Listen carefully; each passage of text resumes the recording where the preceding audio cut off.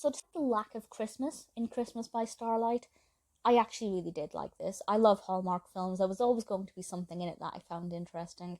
This 2020 film directed by Gary Yates definitely appealed to me. It's a little bit, well, you need to suspend disbelief a little bit to get on with some character decisions, because basically our protagonist, Annie, decides to work for free for William Holt.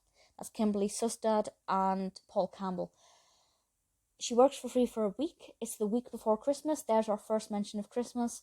And she's doing this because he works for his father's company, who are planning on buying out a strip of shops to put in a swanky new shopping mall.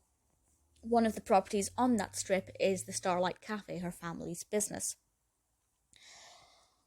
If she pretends to be his lawyer for a week, he in turn promises to do everything he can to stop that project going ahead. And this being a Hallmark film, they get off very much on the wrong foot, and then their relationship begins to develop as the film progresses. Will they, won't they? I'm not going to say it, but it's a Hallmark film. You can take a guess. The narrative itself is really interesting. She finds herself planning a Christmas party that just seems to be getting bigger and bigger and more out of her control. And that in itself would make you think that there'd be a lot of Christmas in this. Well, it's not a Christmas party, it's a fundraiser, but obviously it's set the week in the run-up to Christmas. I'm not entirely sure how these very wealthy, well-off, like $1,000 a plate guests had the time to attend an impromptu fundraiser the week before Christmas. But again, suspend disbelief. We can carry on with the narrative. The only real Christmas aspect in it, there's a Christmas party, not that one, but an actual Christmas party where a couple of characters wear some festive jumpers. There's a small mention of Christmas trees and a visit to a toy shop or a department store.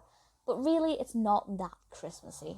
I feel like they had this great idea for a narrative where this business developer was planning on buying out this strip of shops, and then somebody went, oh, hang on, we can put a bit of Christmas in there and release it with our Christmas batch. I don't know if that's how it went down. That's what it feels like. The Christmas aspects are very forced.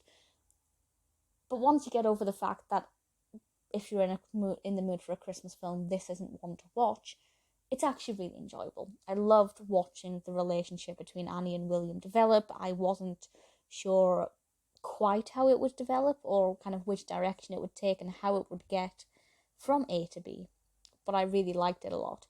I have to say as well, a character that I really, really liked in this, it's actually William's, I'm not even sure what he doesn't actually have an official title. It's the person who doesn't have an official title, so it's very hard for me to kind of describe who he is when he doesn't have a title. And unfortunately, his name has slipped me. But I loved that character. There was just something about him that I found really sweet and really endearing, and I really wanted to know more about him, and I wish he was in it a bit more. Ultimately, Christmas by Starlight may not be the Christmas film you're looking for, but as long as you like Hallmark films and kind of, when you look at a Hallmark blueprint and it ticks all of the boxes, and that's what you're looking for, then I'd say Christmas by Starlight is still a fun one to go with.